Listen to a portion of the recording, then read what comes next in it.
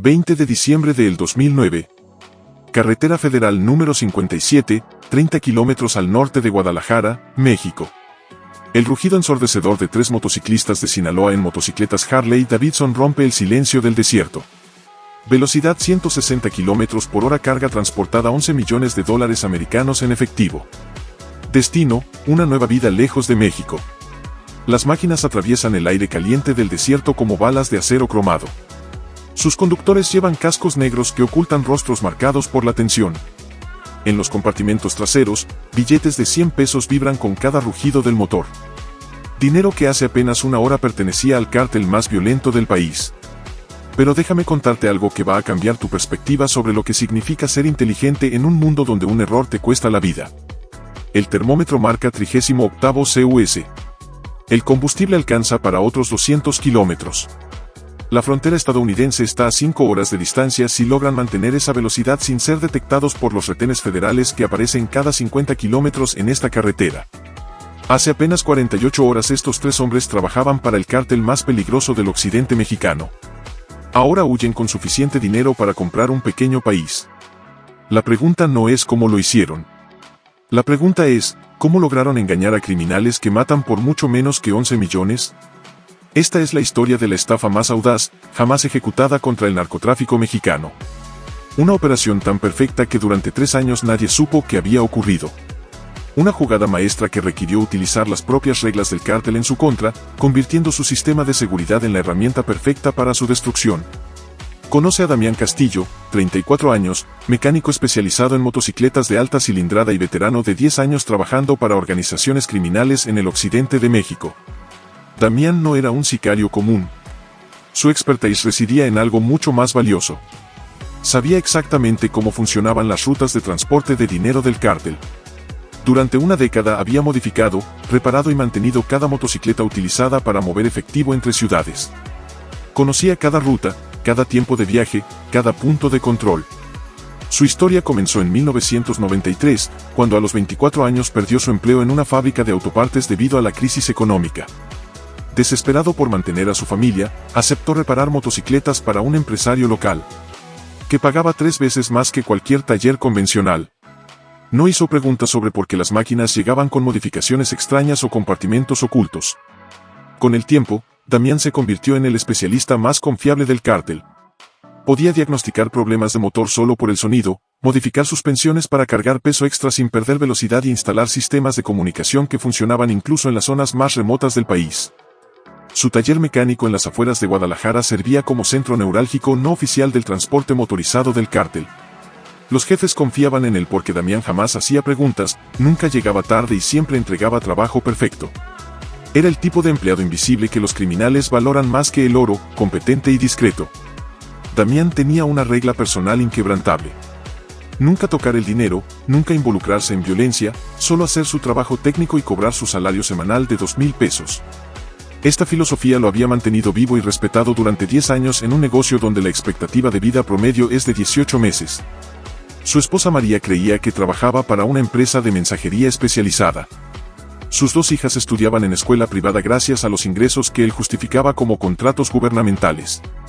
La mentira era perfecta porque contenía elementos de verdad.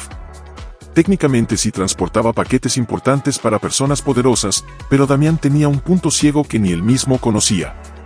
Su hermano menor, Eduardo, había comenzado a usar heroína. Y en el mundo del narcotráfico, los adictos representan un riesgo de seguridad inaceptable. 25 de agosto de 2003, 6:30 de la tarde, Damián recibe una llamada de su contacto dentro del cártel. Las palabras son simples, pero devastadoras. Tu hermano está hablando demasiado en las calles. El patrón quiere verlos a ambos mañana por la mañana. La llamada dura exactamente 23 segundos. La voz del interlocutor suena tensa, como si estuviera leyendo un guión que no escribió. En el fondo se escucha música de narco y el ruido de vasos chocando.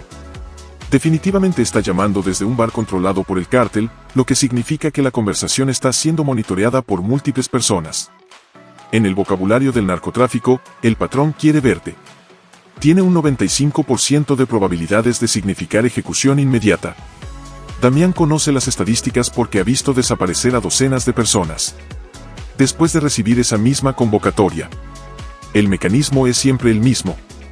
Te citan en un lugar familiar, aparentemente seguro. Llegas confiado porque conoces a todos los presentes. Te hacen preguntas casuales sobre lealtad y familia. Después de la tercera pregunta, aparece una pistola. Si tienes suerte, la ejecución es rápida. Esa noche, Damián conduce durante 2 horas por las calles de Guadalajara antes de dirigirse al apartamento de Eduardo. Necesita tiempo para procesar la información y verificar si está siendo seguido. Los espejos retrovisores no muestran el mismo vehículo durante más de 10 minutos seguidos, lo que podría indicar seguridad o vigilancia profesional muy sofisticada. Esa noche, Damián confronta a Eduardo en su apartamento. Su hermano está en plena crisis de abstinencia, temblando y sudando. Entre sollos, Eduardo confiesa que debe $000 a traficantes locales y que ha estado vendiendo información sobre las rutas de transporte del cártel para conseguir dinero para drogas. Los detalles de la traición son devastadores. Eduardo ha revelado horarios específicos, nombres de transportistas, códigos de comunicación radial e incluso la ubicación exacta del taller de Damián. Toda esta información fue vendida a un cártel rival por paquetes de heroína valorados en $00 cada uno. La magnitud del problema se vuelve clara. Eduardo no solo ha comprometido la seguridad operacional del cártel, sino que ha convertido a Damián en cómplice involuntario. En el mundo criminal, la ignorancia no es una defensa válida. Damián tiene exactamente 14 horas antes de la reunión con el patrón. Sus opciones son limitadas.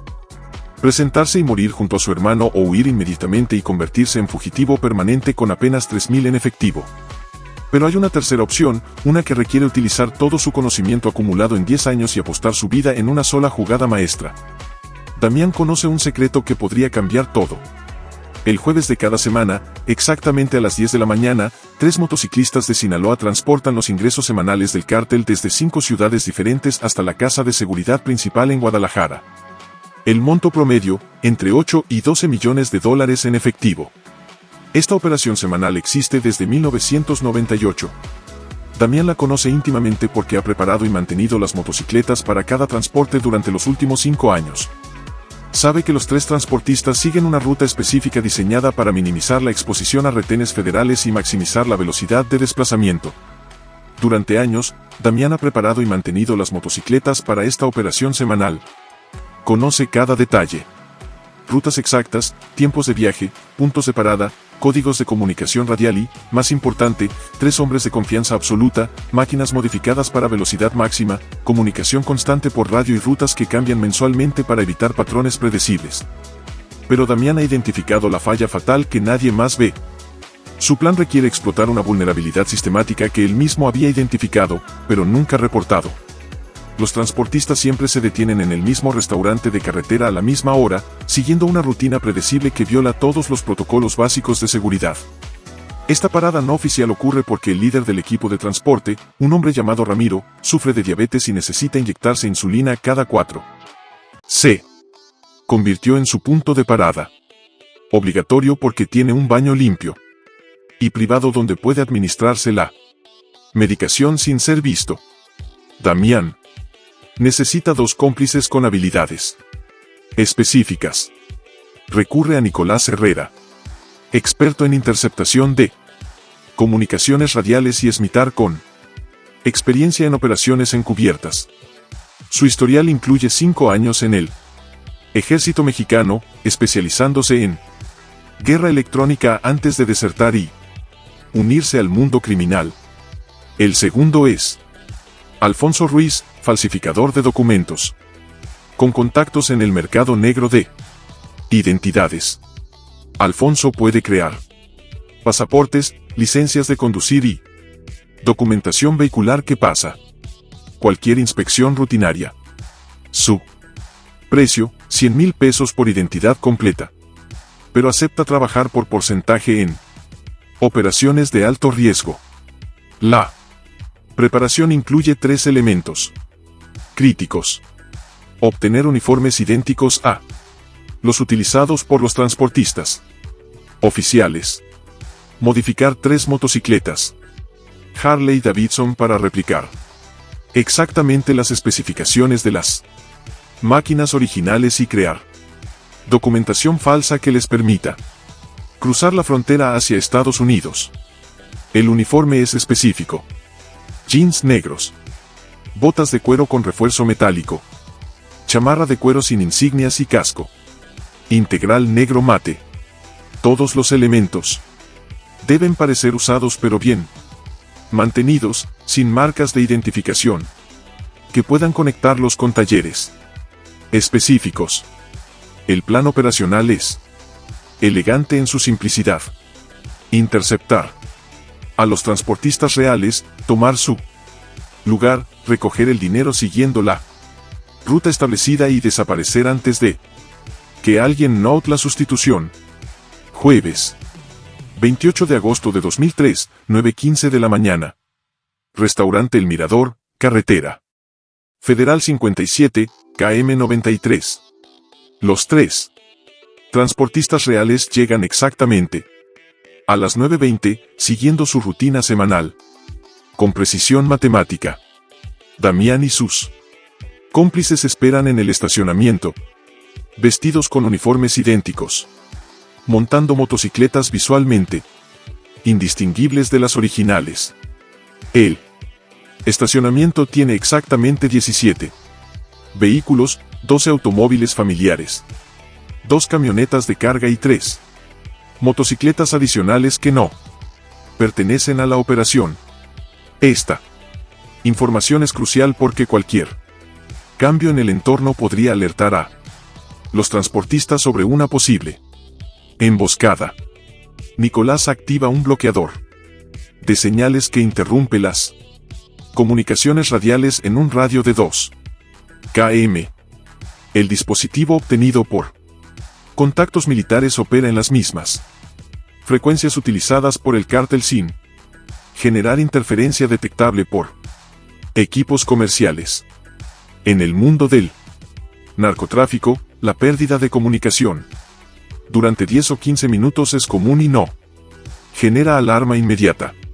Los transportistas están entrenados para continuar la operación incluso sin contacto radial, confiando en procedimientos predeterminados. Damián se acerca a los transportistas reales con naturalidad absoluta. Conoce sus nombres, sus hábitos, incluso los apodos que usan entre ellos. Cambio de planes. Hermanos, el patrón quiere que ustedes regresen a Guadalajara inmediatamente. Nosotros completamos la ruta hoy. La autoridad en su voz y el conocimiento de códigos internos convence a los transportistas.